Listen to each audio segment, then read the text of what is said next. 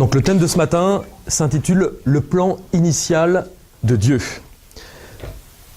Et j'aimerais qu'on commence en inclinant la tête et en faisant une courte prière.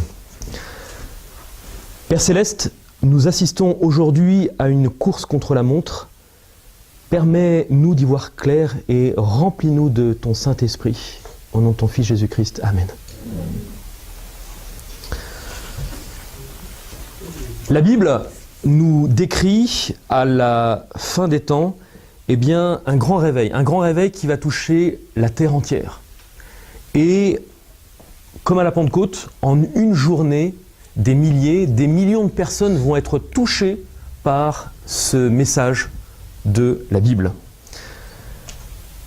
Est-ce qu'on peut être excité à l'idée de penser qu'en une journée, des milliers de personnes vont être touchées par ce message? Mais qu'est-ce que cela signifie? Si des milliers de personnes vont se convertir en un jour grâce à cette prédication, et entre autres cette prédication du message d'Apocalypse 14 et des 3 anges qui sont décrits dans sa globalité, cela signifie que vous et moi ferions mieux d'apprendre et de connaître ce message, mais également de savoir comment le prêcher en une journée. On a tous un film favori. Si je vous demandais ce matin de partager avec moi ce film et de m'en faire un résumé en 10-15 minutes, ça ne serait pas forcément évident, mais je pense que c'est à la portée de chacun. Sachant que ce film peut couvrir 2 heures d'une vie, 2 années, voire 2 siècles d'une histoire.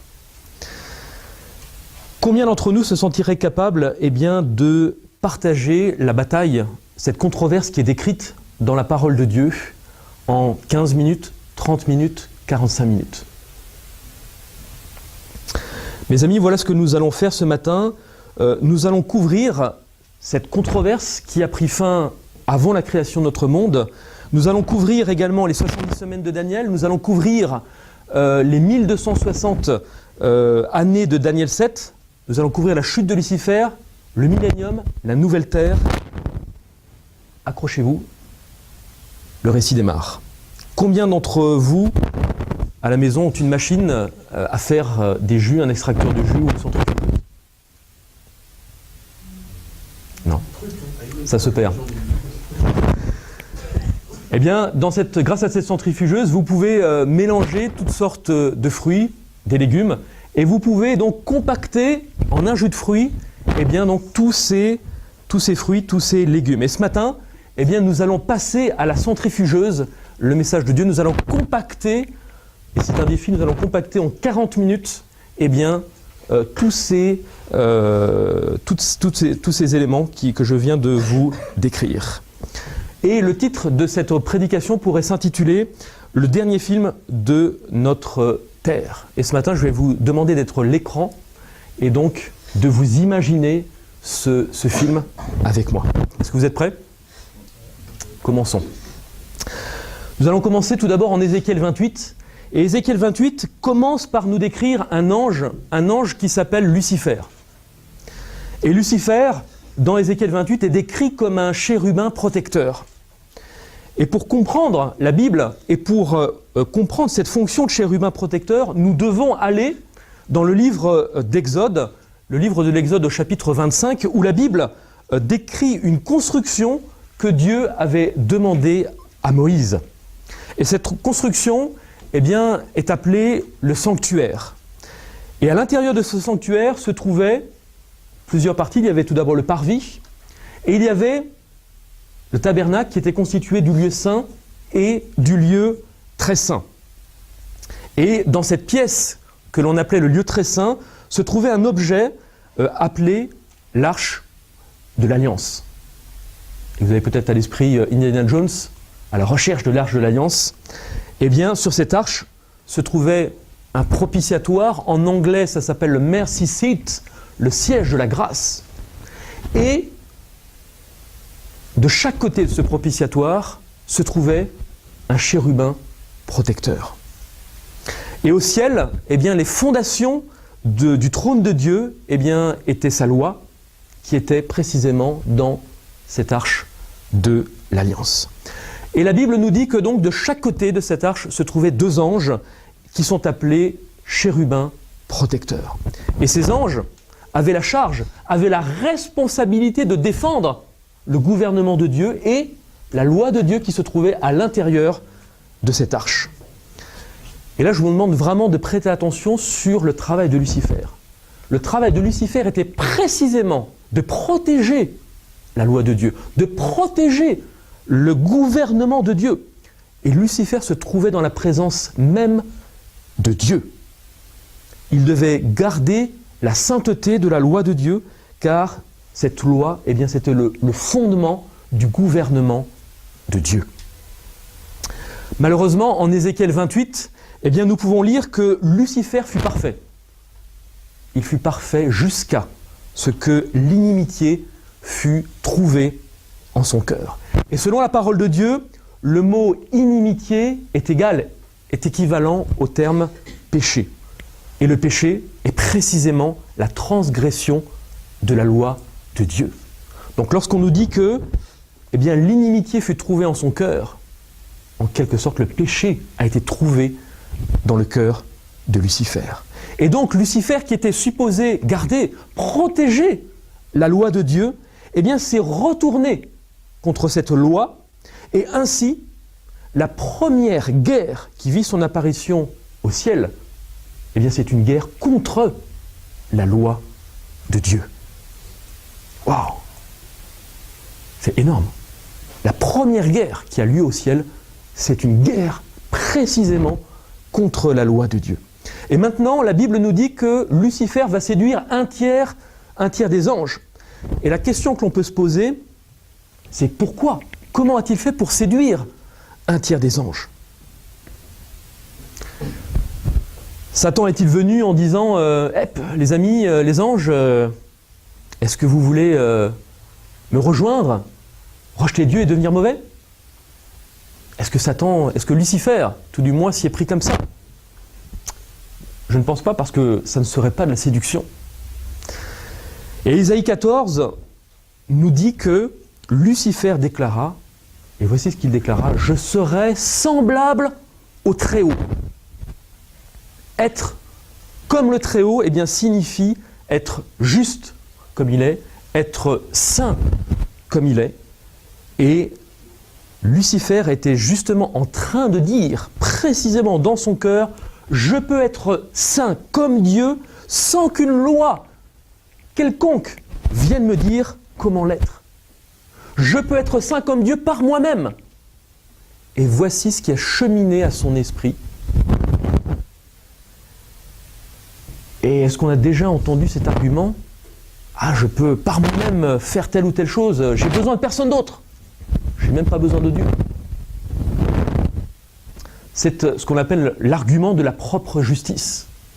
Par moi-même, eh bien, je peux créer et édicter mes propres lois. Et c'est ce qui a amené la séduction d'un tiers des anges. Et Lucifer leur affirma, eh bien, mes amis, il y a d'autres voies pour devenir juste que celle de Dieu. Il y a d'autres voies plutôt que d'obéir à Dieu. Et c'est ainsi que la rébellion a commencé au ciel, et c'est ainsi que Lucifer a séduit un tiers des anges. Est-ce que vous me suivez toujours dans le déroulement du film? La Bible nous dit que Lucifer et ses anges vont être chassés du ciel. Et la question qui se pose maintenant à l'esprit, et que tout le monde s'est posé, ou continue malheureusement à se poser, c'est comment se fait-il que Lucifer ne va pas être jugé immédiatement? Pourquoi? Et certains vont même jusqu'à dire, mais pourquoi Lucifer n'a-t-il pas été exterminé? On appuie sur un bouton, terminé, delete. Pourquoi? La réponse est très profonde et nous la trouvons, entre autres, nous trouvons un élément de réponse fort intéressant dans Deutéronome. Deutéronome 19, versets 16 à 19. Et le principe qui nous est donné dans la parole de Dieu est remarquable. Deutéronome 19, 16 à 19 nous donne un principe donné à Moïse et donné aux enfants d'Israël.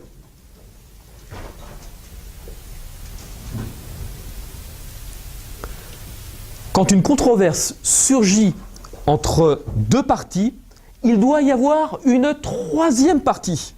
Une troisième partie pour discerner laquelle de ces deux parties est dans son droit. Vous ne trouvez pas que c'est équitable? Et là, tout de suite, le premier récit qui me vient à l'esprit, c'est Salomon. Nous avons un vibrant exemple avec Salomon. Pour quand? À quel moment? Eh bien, vous avez deux femmes qui sont amenées à la cour du roi. Chacune se prétend être la mère d'un bébé. Il doit forcément y en avoir une qui dit la vérité et l'autre qui ment. Et qu'est-ce que fait Salomon? Dans sa grande sagesse, il dit, eh bien écoutez, je vais résoudre le problème, je tranche le bébé en deux et chacun prendra la moitié. Et là, la vraie mère de s'exprimer, non, non, non, non, je préfère que l'autre femme prenne le bébé plutôt qu'il soit coupé en deux. Et là, Salomon, eh bien, montre à ceux qui étaient présents quelle est la vraie mère. Eh bien, il en est ainsi dans le jugement, c'est-à-dire que lorsque deux parties sont en conflit, il doit y avoir une troisième partie pour départager et pour savoir laquelle de ces deux parties dit la vérité. Maintenant, gardez bien ce principe à l'esprit et appliquons-le à cette histoire de rébellion qui a commencé au ciel. Et lorsque Lucifer et ses anges vont se rebeller, eh bien, combien de parties en présence avons-nous? Nous avons deux parties. Nous avons l'accusateur, Lucifer, et nous avons l'accusé, Dieu. Dieu et ses anges, Lucifer et ses anges. Le diable a accusé Dieu, et Dieu donc a été à cet instant mis sur le banc des accusés.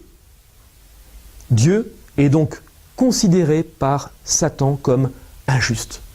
Et en Ézéchiel 28, verset 17, il nous est dit « Je te jette par terre, je te livre en spectacle au roi, aux yeux de tous ceux qui te regardent. » Et cela ressemble à une sorte de jugement.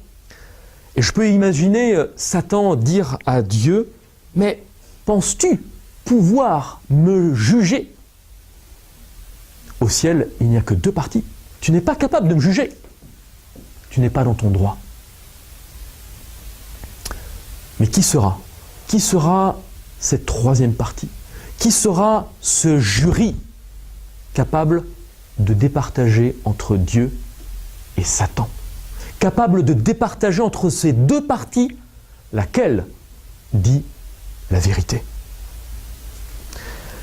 Il y a une chose que nous devrions savoir sur la sélection d'un jury, c'est que les personnes qui sont sélectionnées et qui font partie de ce jury, eh bien, en règle générale, on peut, ou voire pas du tout, connaissance eh bien, de l'affaire qu'ils ont à juger.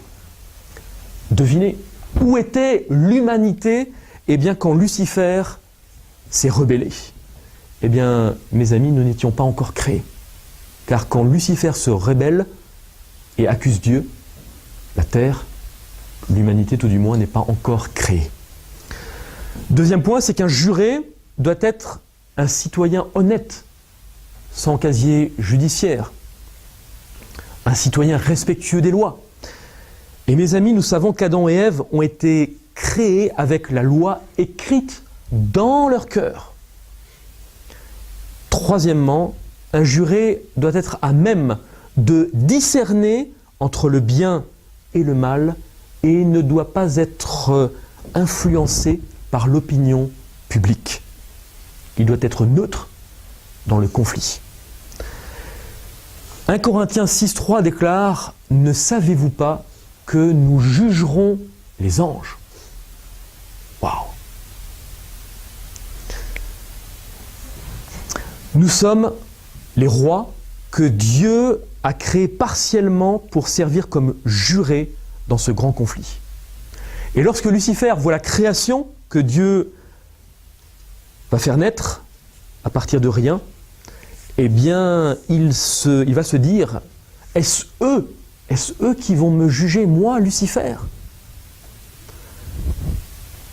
Qu'est-ce que je vais pouvoir faire? Qu'est-ce qu'on va pouvoir faire pour corrompre ce jury et faire que ce jury prenne position pour nous. Si vous aviez la possibilité d'influencer un jury, eh bien, qu'est-ce que vous pourriez faire? Le corrompre? C'est un des arguments qu'on pourrait faire. Et Satan ainsi s'est présenté devant Ève en chuchotant à son oreille, « Ève, Ève, est-ce que tu veux succomber ?» Non, il n'a pas fait ça. Il n'a pas fait ça. Il lui a dit, « Tu peux devenir comme Dieu. » Il a utilisé la même séduction qui l'a fait chuter et qui l'a amené à rejeter Dieu. Il a proposé à Ève d'être comme Dieu.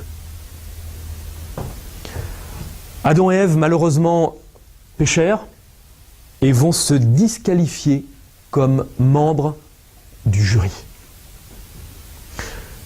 Jésus va venir dans le jardin d'Éden et va leur faire une promesse. Et nous pouvons voir dans l'Évangile la volonté de Dieu, la volonté de Jésus de restaurer dans l'humanité ce jury et afin que nous puissions devenir des citoyens respectueux et à même de prendre position dans ce conflit. Mais rendons-nous dans le livre de l'Exode, où nous pouvons voir Dieu qui appelle un peuple à sortir de captivité. Et ce peuple, ce sont les Israélites. Et quand Lucifer s'est rebellé contre Dieu au ciel, eh bien, il n'aimait pas la voix de Dieu. Et nous pouvons lire au psaume 17.7, psaume 17.7, « Ta voix, ô Dieu, est dans le sanctuaire. » Lorsque Lucifer va se rebeller contre le sanctuaire dans le ciel, eh bien, il se rebelle en définitive contre la loi de Dieu. Et Dieu a agi avec le peuple d'Israël et va lui donner ce que j'appellerais le plan initial, ou ce que j'appellerais le GPS de Dieu. Ta voix, ô Dieu, est dans le sanctuaire. Le GPS de Dieu, eh bien, c'est ni plus ni moins ce qu'on pourrait appeler en anglais le gospel plan du salut. Le plan du salut de l'Évangile. Et ça, c'est le GPS que Dieu va donner afin de conduire le peuple d'Israël. Ta voix, ô Dieu, est dans le sanctuaire. Mes amis, si nous cherchons un chemin, c'est que nous sommes perdus, c'est que nous ne savons pas où aller. Alors Dieu va regarder le peuple d'Israël et va leur dire « Je vais te donner un cadeau spécial. » Et dans ce cadeau, il y a le chemin. Si je veux utiliser ce chemin, ce GPS, eh bien je peux l'utiliser pour le monde entier. Alors maintenant, vous commencez peut-être à comprendre comment Satan va être dans une colère folle quand il va voir une réplique du sanctuaire céleste sur terre. Et il va se dire, mais attendez une minute, cela permet de guider le peuple vers le salut. Nous devons détruire ce tabernacle, ce sanctuaire, détruire le peuple qu'il possède. Et à travers tout l'Ancien Testament, nous pouvons voir les luttes, les guerres qui vont opposer Israël à d'autres peuples, et Israël même des fois à lui-même. Et Satan s'est dit, mais nous ne pouvons permettre à cette vérité de toucher le monde. Voici donc ce GPS de Dieu. Il est important d'en mémoriser chacune des composantes, où dans le sanctuaire, vous aviez donc le parvis, composé à la fois de l'autel des sacrifices, le sacrifice de Jésus-Christ, la cuve où on se lavait, et donc on va voir les différents éléments. Donc l'autel des sacrifices, là où on sacrifiait les animaux, qui représente donc le sacrifice de Jésus, la cuve d'airain, qui représente le baptême, et ensuite on rentrait dans le lieu saint, dans lequel il y avait 3 ustensiles. Il y avait la table des pains de proposition, qui représente la parole de Dieu. Il y avait ensuite l'autel des parfums, qui représente nos prières, et il y avait le chandelier qui brûlait, qui représente le Saint-Esprit. Le Saint-Esprit, nous avons ce texte qui vient à l'esprit, c'est Matthieu 5, 14 et 15. Matthieu 5 qui déclare « Vous êtes la lumière du monde. Une ville situé sur une montagne, ne peut être caché. Et on n'allume pas une lampe pour la mettre sous le boisseau, mais on la met sur le chandelier et elle brille pour tous ceux qui sont dans la maison. Que votre lumière brille ainsi devant les hommes. Et ensuite, il y avait le lieu très saint où il y avait donc l'arche de l'Alliance. Voici quel est le plan initial que Dieu a donné à son peuple. Ta voix, ô Dieu, se trouve dans le sanctuaire. Vous voyez donc, vous avez à l'esprit chacun des ustensiles du sanctuaire. Et si vous deviez en tracer les contours, eh bien vous obtiendriez une croix. Pouvez-vous imaginer que 2000 à 2500 ans avant Jésus-Christ, eh bien le sanctuaire prophétise que Jésus-Christ mourrait précisément sur une croix, accomplissant par là même, eh bien, tous les rites du sanctuaire. Jésus a dit « Je suis le chemin, la vérité et la vie ». Non seulement cela, mais quand nous regardons au sanctuaire, eh bien, nous trouvons également un aspect très intéressant, car à chaque endroit où nous trouvons un ustensile, eh bien, Jésus a été blessé. Cloué à sa main droite, cloué à sa main gauche, une couronne d'épines sur la tête, mort, le cœur brisé, cloué à ses pieds, transpercé sur le côté. Voici comment Jésus a été crucifié. Essayons un autre niveau. Dieu a délivré son peuple avec le même plan.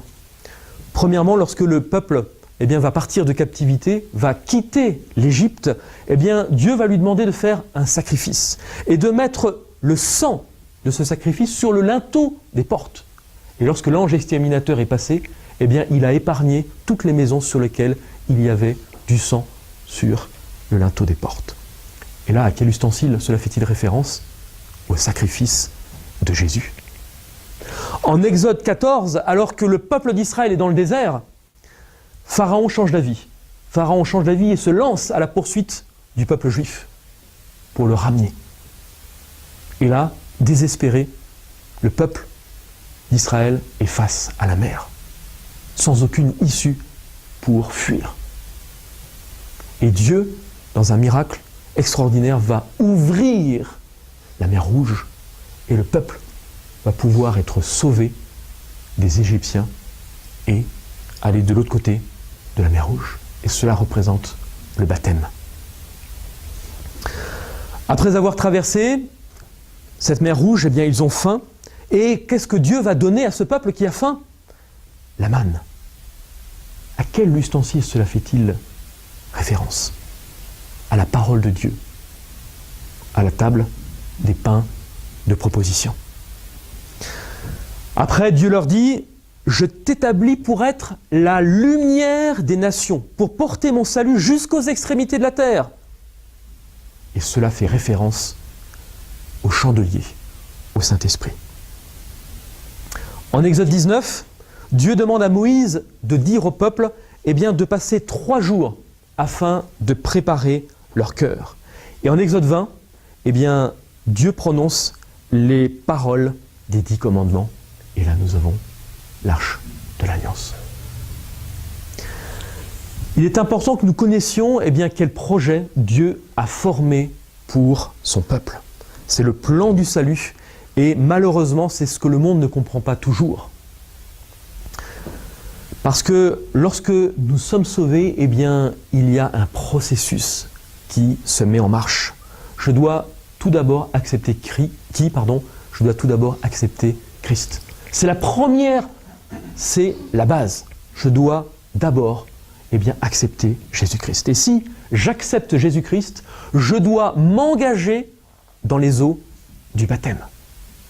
Mais là, ce n'est pas la fin, ce n'est que le début.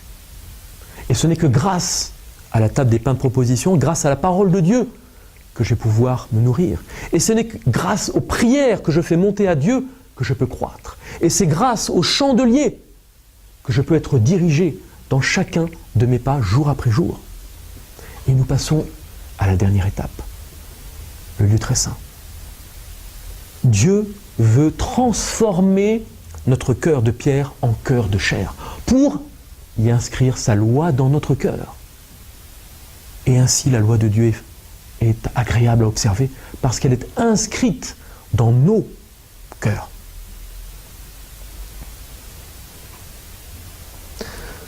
Tout cela, c'est le GPS que Dieu a donné à son peuple, le gospel, plan du salut. Et le diable est en colère. Le diable est en colère contre ce plan du salut. Et l'Ancien Testament nous montre de quelle façon Satan a essayé de détruire le peuple que Dieu s'est choisi. Ce peuple qui possède ce projet. Le souci, malheureusement, c'est qu'à un moment donné, eh bien, ce peuple s'est rebellé contre Dieu et Dieu va l'emmener en captivité. Il y a plusieurs déportations, plusieurs captivités qui vont amener le peuple de Dieu à être dispersé aux confins de la terre. Ainsi, nous arrivons à notre première période prophétique qui se passe lors de la dispersion du peuple juif. Et c'est cette première période prophétique, cette période des 70 semaines que nous trouvons. Et la question que l'on peut se poser, mais quel est l'objet de cette prophétie des 70 semaines ? Cette prophétie va être donnée à Israël en lui disant que c'est le peuple d'Israël qui est l'objet du sanctuaire, sur lequel le sanctuaire est dirigé. Et donc, ce sanctuaire, donc tout cela vient dans 70 semaines d'année. Et si vous n'êtes pas prêt pour le recevoir, si vous continuez dans votre rébellion à rejeter Dieu, eh bien je prendrai ce plan et je le donnerai à une autre nation. Et que se passe-t-il ? Jésus va venir au terme de ces 70 semaines. Et je ne sais pas si vous vous imaginez, ces 70 semaines sont données environ en 600 avant Jésus-Christ. Et ces 70 semaines nous décrivent au jour près, le jour du baptême du Christ et le jour de la mort du Christ, 600 ans à l'avance. Que se passe-t-il quand Jésus va mourir ? Eh bien, le voile du temple va se déchirer en deux parties, montrant ainsi la fin du projet terrestre concernant le sanctuaire. Jésus, après sa résurrection, va monter dans le lieu saint du sanctuaire et ce projet donc va être transféré de l'Israël physique à l'Israël spirituel, à l'Église. Et Dieu va donner aux disciples le don des langues afin que ce message du sanctuaire puisse être communiqué au monde entier. Et alors, les disciples, les apôtres vont transmettre ce message et rien ne va pouvoir les arrêter, pas même la mort. Et Tertullien, qui est un des pères de l'Église, au 1er siècle de l'Église, va même dire que leur sang est une semence. Plus les chrétiens sont tués, plus les chrétiens se multiplient. Puis, Satan va se dire, mais je dois changer de stratégie. Et cela nous introduit dans la deuxième période prophétique que nous trouvons dans le livre de Daniel 7, avec la période des 1 temps, 2 temps et la moitié d'un temps, ce qui représente 3 temps et demi, et ce qui correspond, comme l'ont compris tous les réformateurs, comme l'ont compris Isaac Newton et bien d'autres, aux 1260 jours, années de la prophétie biblique, en nous montrant une puissance qui intervient, qui va persécuter le peuple de Dieu, et cette puissance est décrite sous la forme d'une petite corne. Et cette petite corne va essayer de détruire le peuple de Dieu. Et vous voyez comment ce film avance peu à peu. Et la question alors est la suivante, mais comment le diable va-t-il utiliser cette puissance de la petite corne, ce pouvoir spirituel et temporel pour détruire le peuple de Dieu, pour détruire le sanctuaire de Dieu? Et qu'est-ce qui va se passer durant le Moyen-Âge? Eh bien, l'Église officielle va tout faire pour renverser le message de Dieu. Et va tout faire pour détruire ce plan initial que Dieu avait donné. Tout d'abord, l'autel des holocaustes. L'autel des holocaustes qui, comme nous l'avons vu, représente le sacrifice du Christ. Il va le faire par le biais de l'Eucharistie. Ensuite, la cuve d'airain qui représente le baptême. Et l'Église va substituer le baptême des adultes, le baptême par immersion, par le baptême par aspersion des nouveau-nés. Et alors que ce baptême était réservé uniquement aux adultes ou aux personnes en âge de comprendre l'engagement envers Dieu, symbole de repentance et de pardon, eh bien l'Église va étendre à tous les enfants ce baptême pour être sûr d'avoir une mainmise sur le peuple dès sa naissance. Troisièmement, ensuite, avec le lieu saint, avec la table des pains de proposition, qui représente la parole de Dieu. Et l'Église va affirmer que seuls les prêtres sont à même de comprendre les Écritures, et elle va même jusqu'à affirmer que ceux qui possèdent les Écritures doivent être mis à mort parce qu'ils n'ont pas le droit d'avoir des Écritures. Et jusqu'en 1850, les fidèles n'ont pas le droit de détenir la parole de Dieu. Non seulement cela, mais concernant l'autel des parfums qui représente les prières des saints, eh bien l'Église va affirmer que pour prier Dieu, pour rentrer en communion avec Dieu, eh bien on doit passer par des prêtres. On doit passer par Marie. On doit passer par des saints parce que Dieu est inaccessible. Et vous voyez comment peu à peu, eh bien l'Église a détruit chacune des composantes de ce sanctuaire. En fait, ils ont même été jusqu'à créer leur propre compartiment, le confessionnal, divisé en deux parties. Un homme qui a pris la place de Dieu, eh bien écoutait la confession des membres, raconter leurs péchés. Ensuite, ils vont prendre également eh bien, la lumière de l'Église, créant le Moyen-Âge. Et comme disent les Anglais, le Dark Age, l'âge noir. Ensuite, ils vont aller dans le lieu très saint, ils vont prendre la loi de Dieu et ils vont jeter à terre plusieurs des commandements, 2 des 10 commandements, dont le sabbat, le 7e jour, et vont le remplacer par le premier jour, le jour du soleil. Alors la question que l'on peut se poser maintenant, arrivé à cet instant du film, c'est que va faire Dieu? Mes amis, il reste encore une prophétie très importante qui est la prophétie que nous pouvons trouver dans Daniel 8 et 9, qui est la prophétie des 2300 soirs et matins. Cette prophétie affirme qu'à la fin de cette période se termine en 1844, eh bien à la fin de cette date, le sanctuaire serait purifié, ou le sanctuaire serait restauré. Et Dieu va commencer cette restauration dès le Moyen-Âge. Il va commencer à restaurer chacune des vérités qui a été bafouée. Premièrement, John Wycliffe, réformateur, va apparaître au XIVe siècle. Et John Wycliffe va traduire la Bible dans la langue du peuple, restaurant ainsi la table des pains de proposition. Nous avons ensuite, au XVe siècle, Martin Luther qui va commencer cette réforme protestante, ou qui va la continuer, et il va restaurer la vérité du sacrifice de Dieu qui donne gratuitement sa vie sans avoir à payer quoi que ce soit. Ah mes amis, si j'avais vécu du temps de Luther, eh bien, je l'aurais suivi avec joie. Que Dieu bénisse ce travail effectué par la Réforme. Ensuite, eh bien, Jean Calvin est venu. Et Jean Calvin, qui est le fondateur du mouvement presbytérien, eh bien, va comprendre que nous pouvons aller directement à Dieu sans passer par des intermédiaires. Et par la prière, eh bien, il a restauré l'autel des parfums. Ensuite, va suivre John Smith qui va comprendre que seul le baptême des adultes eh bien, est conforme à la parole de Dieu. Et que la Bible enseigne que ce baptême se fait par immersion. Et John Smith va devenir le fondateur du mouvement baptiste. Ah mes amis, si j'avais vécu à cette période, je serais devenu baptiste. Dans les années 1700, eh bien, un homme du nom de John Wesley, fondateur du mouvement méthodiste, va faire son apparition et va avoir à cœur de partager l'évangile au monde entier. de faire briller le chandelier devant le monde.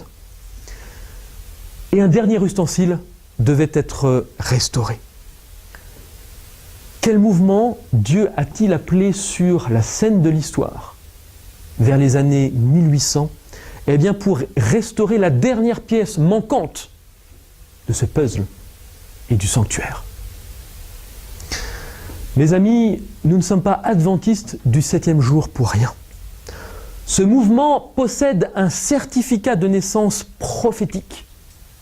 Je répète, ce mouvement possède un certificat de naissance prophétique.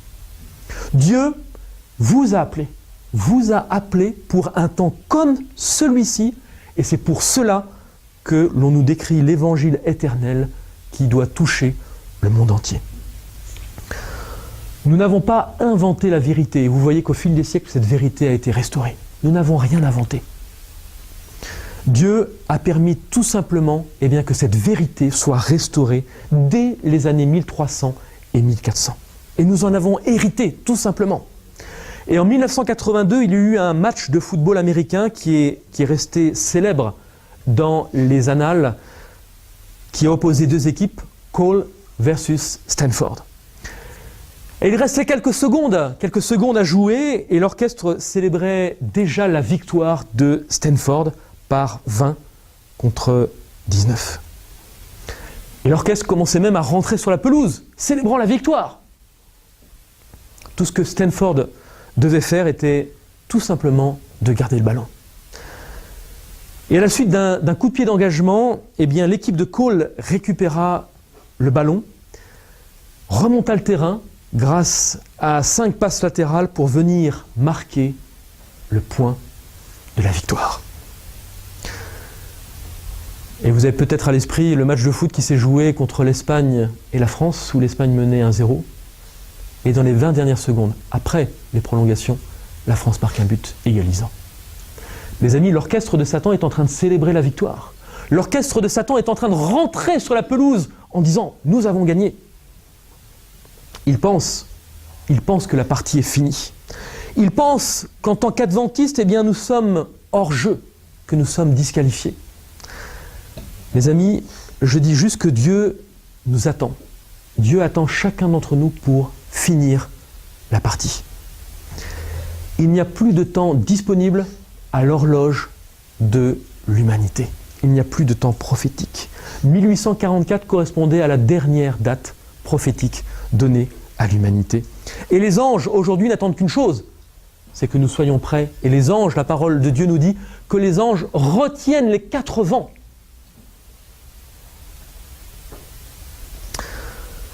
Voici la mission que nous avons chacun d'entre nous. La mission d'annoncer le message du premier, du second et du 3e ange. Ce message des 3 anges n'est rien de plus que celui que Noé a donné à l'humanité. Celui de monter dans l'arche.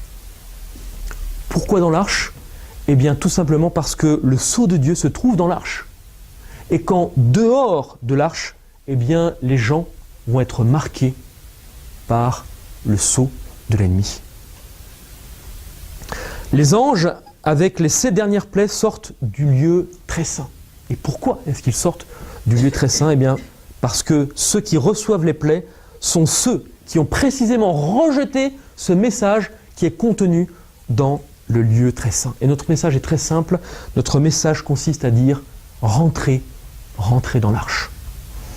Psaume 91, verset 1 déclare « Celui qui habite dans la demeure secrète du Très-Haut repose à l'ombre du Très-Haut. » Et en descendant quelques versets plus bas, nous pouvons lire au verset 10 « Aucun malheur ne t'arrivera et aucune plaie n'approchera de ta tente. » Aucune plaie. Jésus revient, Jésus déchire le ciel et les rachetés montent au ciel pour accomplir leur devoir de jurer. Comprenez bien et écoutez bien, mes amis, c'est que lorsque les livres vont être ouverts à partir de 1844, Satan accusait le peuple de Dieu.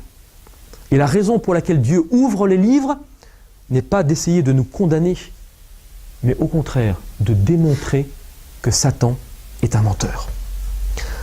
Alors, lorsque Satan accuse en disant « Tu vois, celui-ci a fait telle chose, celle-là a fait telle chose, celui-ci a fait telle chose, et etc., etc. » Dieu, à ce moment-là, ouvre les livres et lui montre un livre sans rien d'écrit. Et Jésus peut alors dire, eh bien, ils se sont convertis. Les livres contiennent en fait des preuves clés pour nous sauver et non nous détruire. Et les anges disent, ouvre ta bouche, juge avec justice. Maintenant, quand le jugement intervient après le millénium, eh bien, qu'est-ce qui va se passer? Eh bien, les justes voient les livres et rejoignent la cour des anges. Et à la fin du millénium, Jésus descend, ressuscite les méchants, et la Bible nous dit qu'à ce moment-là, que la terre se transformera en un cinéma. Le plus grand que la terre ait connu et en vue panoramique. Chacun regardera ce film, le dernier film de notre terre. Et Ellen White, dans un ouvrage Maranatha, qui est un recueil de méditation quotidienne, au 1er décembre, et donc la méditation qui porte le titre « Scène panoramique au-dessus de la cité sainte ». Et elle déclare « Chaque acteur se rappelle le rôle qu'il a joué ». Mes amis, nous sommes en pleine télé-réalité. Nous sommes en pleine télé-réalité. Quelle responsabilité! Et je ne veux pas que mes amis, que mes connaissances puissent me dire « Mais tu avais vu le film, tu savais ce qui se passait et tu ne m'as rien dit ». Et ensuite arrive le moment où Dieu doit détruire les méchants. Et comprenons donc, il est important de comprendre pourquoi Dieu utilise le feu pour détruire les méchants. Et ce n'est pas parce qu'il est fou, ce n'est pas parce qu'il est vicieux ou parce qu'il prend plaisir à voir les gens brûler, non du tout. L'enfer d'ailleurs est une invention que l'Église a créée pour faire peur aux gens. L'enfer n'existe pas. Ou tout du moins le seul enfer qui existe, c'est que Dieu détruit par le souffle de sa bouche et les gens sont détruits à jamais. Parce que Dieu est rempli d'amour. Et la Bible nous dit que Dieu est comme un feu dévorant. Et Salomon nous dit que l'amour est comme un feu dévorant. Et quand vous êtes amoureux, eh bien, vous sentez ce feu dévorant en vous, ce feu qui brûle en vous. Et c'est exactement de cette façon que Dieu est. Dieu est comme un feu dévorant.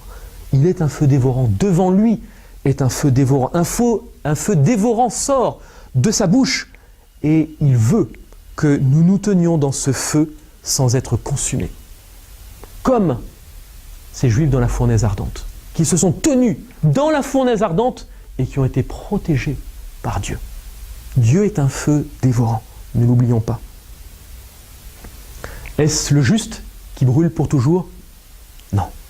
Au contraire, le juste est protégé par ce feu. Et les méchants ne sont malheureusement pas, si je puis dire, fireproof. Ils ne sont pas à l'épreuve du feu. Et ils disparaissent ainsi pour toujours. Et Dieu ne permettra pas qu'ils aillent au ciel, alors que le ciel serait pour eux un enfer. Et il est donc important de voir comment le diable a toujours essayé d'inverser les choses, de mettre la culpabilité sur Dieu, d'accuser Dieu. Dieu reconstruira sa planète Terre et il est dit que sabbat après sabbat, nous adorerons Dieu pendant l'éternité.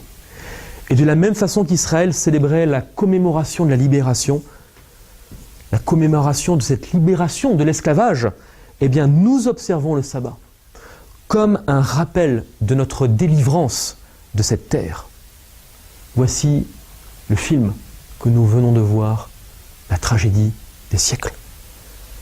Comprenons donc toute l'importance de notre message et que Dieu nous a appelés à vivre dans des temps comme ceux-ci. Arrêtons donc d'être sur la défensive avec Dieu. Arrêtons de douter de nos croyances. Malgré la diversité que Dieu nous a donnée, eh bien, Dieu nous appelle à briller comme ce chandelier. Dieu nous appelle à briller et à porter ce message de la délivrance à ceux qui nous entourent. Combien d'entre vous pensent que Dieu peut les utiliser? Les amis, nous pouvons nous mettre en marche pour le service de Dieu. C'est ce à quoi Dieu nous appelle. Et j'aimerais terminer par une courte prière en nous levant.